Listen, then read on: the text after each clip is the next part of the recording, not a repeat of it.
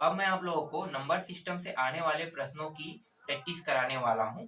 इससे पहले की जितने भी वीडियो है उसमें मैंने आप लोगों को पूरा बेसिक सिखा दिया है। अब बेसिक से थोड़ा सा हट के देखेंगे, क्योंकि बेसिक टाइप के भी प्रश्न आते हैं और जो शब्द वाले हैं ना वो भी आते हैं। बेसिक तो अक्सर बन जाते हैं, लेकिन शब्द वाले जो प्रश्न है वो थोड़ा सा टफ जाते हैं। तो चलो मैं आपको प्रश्न बोल के दिखा देता हूँ।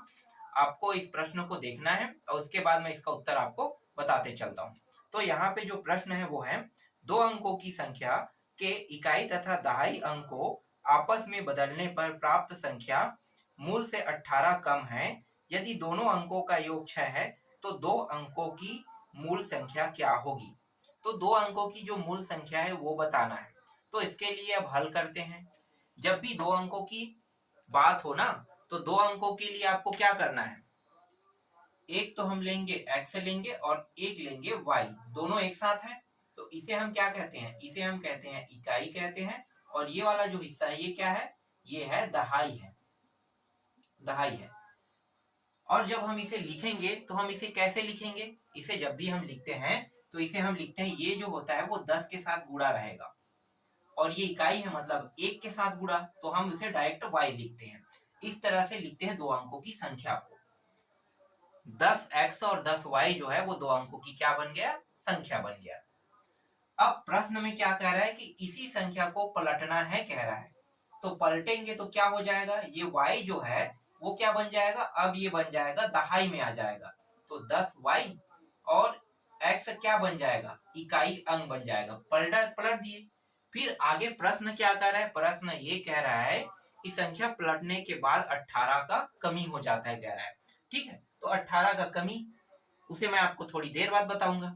उसके बाद आगे जब फिर से प्रश्न पढ़ते हैं तो वो कहता है कि इन दोनों को अगर मैं जोड़ूं, ठीक है, x प्लस y को मैं जोड़ देता हूं तो दोनों का योग क्या होगा, 6 होगा कह रहा है। ठीक है, तो ये मैं ले लूंगा, यहाँ पे 6 ले लूंगा। ठीक, अब देखो मेन टॉपिक यहीं से हल होने वाला है। जो हल होने वाला है ना, और कहीं से नहीं, यहीं से।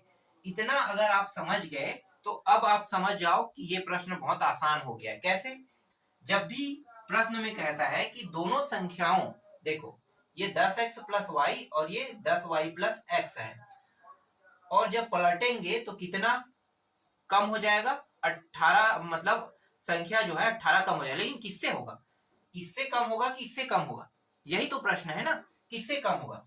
भाई ये तो हमारा मेन संख्या है, जब हम पलटेंगे तो इसी में कम होगा ना, इसलिए 18 का माइनस आपको किसके साथ कर देना है, इसके साथ कर देना है। ठीक है, अब क्या करेंगे, अब इनको घटा दो। ठीक है, किनको घटाएंगे, इनको, इन दोनों को घटा देना है।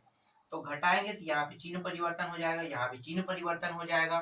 ठीक है, यहाँ पे क्या ऊपर में 10 में, देखो ये इसके साथ ही घटेगा ना, 10x और ये x है तो x x घट के क्या हो जाएगा, यहाँ पे ये हो जाएगा 9x आ जाएगा। और ये जो 10y है और ये y है तो y जो है वो y के साथ ही घटेगा। तो यहाँ पे 10y घट रहा है, y के साथ घट रहा है, तो ये माइनस वाला बड़ा, इसलिए माइनस 9y आ जाएगा। और ये जो 18 जैसा जैसा जैसा है वैसा हम उतार सकते हैं, या हम इसे क्या करेंगे, चलो उतार लेते हैं, जैसा है वैसा उतार लेते हैं। ठीक है, इसको हम समीकरण 1 में नाम देते हैं और इसको थोड़ा सा और हल कर लेते हैं। देखो यहाँ पे ये सभी क्या है, 9 के पहाड़े में आ रहा है, तो 9 के पहाड़े में आ रहा है तो 9 एकम 9 एकम 9 दूनी 2 बार में कट गया, तो x माइनस वाई माइनस 2 ये प्राप्त हुआ।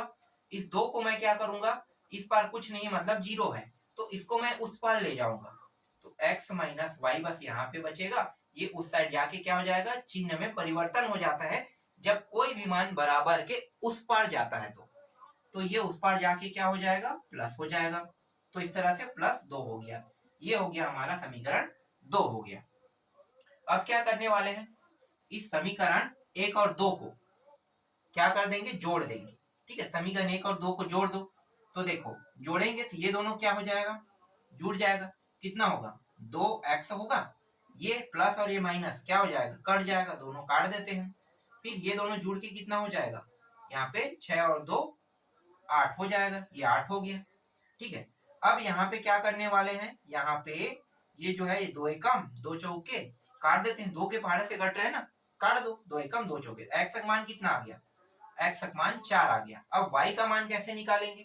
तो y का मान ना ये जो समीकरण 1 और समीकरण 2 इनमें रखेंगे तभी y का मान निकलेगा। तो y का मान निकाल लेते हैं। तो x बराबर 4, तो x बराबर 4 कहाँ पे रख देते हैं? समीकरण 1 में रख देते हैं यहाँ पे। तो x की जगह पे मैंने यहाँ पे 4 रखा, y जैसा है वैसा रखेंगे और ये 6, इसको उस पार ले जाएंगे 4 को, तो 6 माइनस ये क्या हो जाएगा? 4 हो जाएगा। मैंने अभी आपको बताया ना, जब एक साइड से दूसरे साइड किसी मान को ले जाया जाता है तो क्या होता है? चिन्ह में परिवर्तन। तो यहाँ पे चिन्ह में परिवर्तन हो गया, तो y बराबर कितना आ गया? 2 आ गया। तो जो संख्या है वो क्या होगा?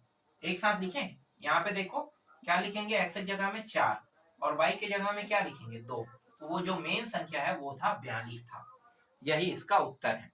अगला प्रश्न है, यदि 10 तथा 50 के मध्य एक ऋण संख्या इस प्रकार है कि उसके अंकों में उलटफेर का कोई प्रभाव नहीं होता है तो उस संख्या का वर्ग होगा। 4 ऑप्शन दिया हुआ है, 121, 484, 1089 और 1936 यहाँ पे उत्तर दिया हुआ है। तो क्या होगा उत्तर? तो चलो इसको मैं निकाल के आपको बताता हूँ। तो देखो 10 से कहाँ तक दिया हुआ है संख्या? 50 तक, ठीक है, 10 से 50 तक। तो वो संख्या क्या क्या हो सकता है जिनकी संख्या को अगर हम पलट भी दें तो भी उनका वर्ग वही प्राप्त होगा। तो एक तो है 11, क्योंकि एक और एक को अदला बदली कर लो ना, सेम प्राप्त होगा। दूसरा है 22, तीसरा है 44, चौथा है 33 और चौथा है 44। तो ये जो 11 है ना, 1 2 1 उत्तर में यही दिया हुआ था, 1 2 1, ठीक है। इनके बारे में जिक्र नहीं किया गया है। अगर इनके बारे में जिक्र किया होता तो उत्तर जो 22 भी हो सकता था, 33 भी हो सकता था, 44 भी हो सकता है। तो शॉर्टकट ट्रिक में आपको पता चल गया कि 11 का वर्ग 1 2 1 होता है। तो ऐसे प्रश्नों को आपको कैसे बनाना है? बस ऐसे ही आपको सोच के हल करना है, ठीक है। अगला प्रश्न देखते हैं। अगला प्रश्न है, किसी संख्या का 3/4 इस संख्या के 1/3 से 60 अधिक है, यह संख्या क्या है? तो यह संख्या क्या है? यहाँ पे ऑप्शन दिया है, 108 है, 144 है, 184 है, इनमें से कोई नहीं ऑप्शन है।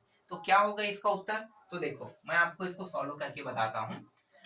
प्रश्न में कहा है 3/4, ठीक है, 3/4। तो 3/4 मतलब 3/4 और x लिख लेते हैं और इसी के एक हिस्से को निकाल देते हैं, उसे हम कहते हैं 1/3 हिस्सा, इससे हम निकाल रहे हैं। तो कितना अधिक हो जाएगा? 60 अधिक हो जाएगा। तो इस तरह से 60 को लिखना है, यहाँ भी x लगा देना है आपको, ठीक है, क्योंकि इसी से टूटा है ये।